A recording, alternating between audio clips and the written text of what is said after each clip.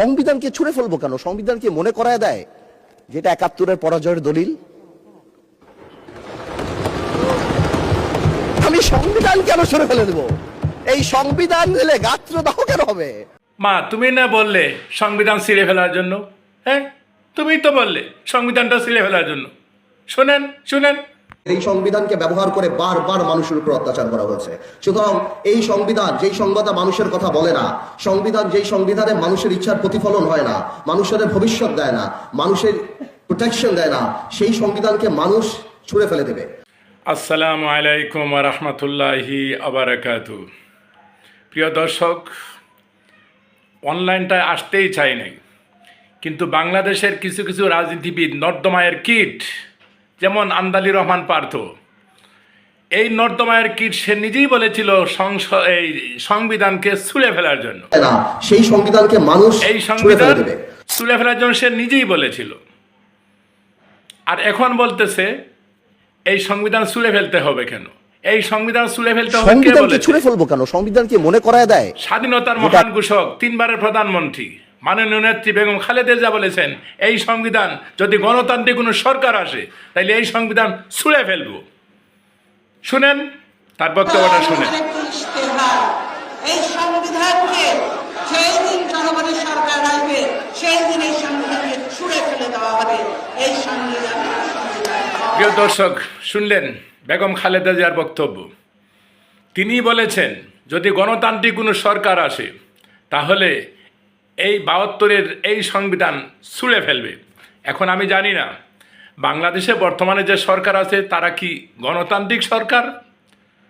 তারা কি নিশ্চয় গণতান্ত্রিক সরকার? যদি গণতান্ত্রিক সরকার হতো তাহলে তো বেগম জিয়ার এই তার ওই ভবিষ্যৎবাণী, এই সংবিধানকে ছুঁড়ে ফেলা উচিত ছিল।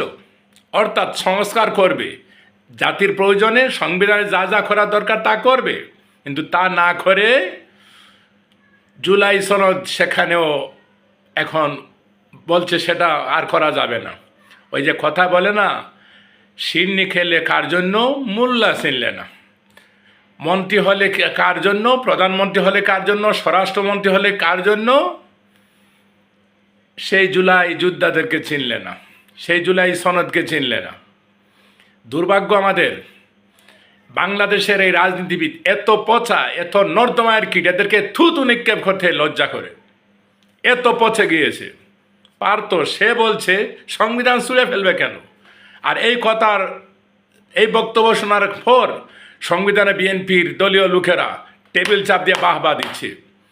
তো তোরা যারা বিএনপি করিস, তারেক জিয়া সহ বলছি, তো বেগম জিয়ার বিরুদ্ধে তো তোমরা চলে গেলে। সংবিধান তো ছিঁড়তে বলে নাই জামাতের লোক, চরমনাই লোক তো বলে নাই, এনসিপি তো বলে নাই। বেগম খালেদা জিয়া তিনি বলেছেন গণতান্ত্রিক সরকার আসলে এই সংবিধান ছুঁড়ে ফেলবে। তাইলে তো তোমরা যারা বিএনপি করিস সবাই বেগম খালেদা জিয়ার বিরুদ্ধে, তার আদর্শের বিরুদ্ধে, তার নীতির বিরুদ্ধে, তার আপসহীন সেই নেত্রীর বিরুদ্ধে। এই যে পার্থ, তাকে চিনে রাখেন, সে হাসিনার আমলে 17টি বছর আরাম এসেছিল, কোনো দিন জেলে যায় নাই, গ্রেফতার হয়েছে, ছেড়ে দিয়েছে। এগুলো হচ্ছে আইওয়াস। সেই পার্থ এখন বিএনপি। আরেকটা হলো বিকাশ নূর, সারাটা জীবন সে বিকাশ থেকে টাকা তুলে চুরি করে চামারি করেছে, অথচ এই লোকটাকে আবার মন্ত্রী দিয়েছে, যার একটা মেম্বার হওয়ার যোগ্যতা নাই এই বিকাশ নূরের, তাকে মন্ত্রী দিয়েছে। আর যারা বিগত 16 বছর 17 বছর বিএনপির তৃণমূল কত ত্যাগী নেতারা আছে বঞ্চিত, বিএনপিকে মন্ত্রী দিতে পারল না, দিয়েছে নূরকে। যাবেন কোথায়? আফসুস, আফসুস হয় আপনাদের জন্য, আফসুস হয়। পার্থ, আপনি যে মৃত্যুক সেটাই প্রমাণ। আপনি বলেছেন সংবিধান ছুঁড়ে ফেলবেন, আপনি বললেন সংবিধান ছিঁড়বেন কেন? আর টেবিল চাপিয়ে হাততালি দিচ্ছে কারা? এই সুবিধাবাজিরা। তবে আমি যতটুকু বুঝি আপনাদের কিন্তু পতন অতি সংগঠনে, অতি দ্রুত আপনাদের পতন। বিএনপি কাকে নিয়ে খেলছে, কার ইঙ্গিতে গতিতে পড়ছে, কার ইঞ্জিনের মাধ্যমে গতিতে পড়ছে।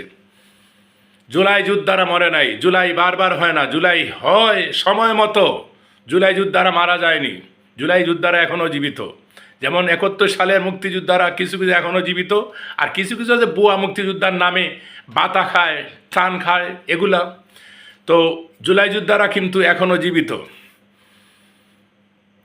সংবিধান সংবিধান বলতে বলতে সংবিধান বলতে বলতে বলতে বলতে ফেনা তুলে ফেলছে। কিসের সংবিধান? যেই সংবিধান হাসিনা গুম খুন করেছে। কিসের সংবিধান?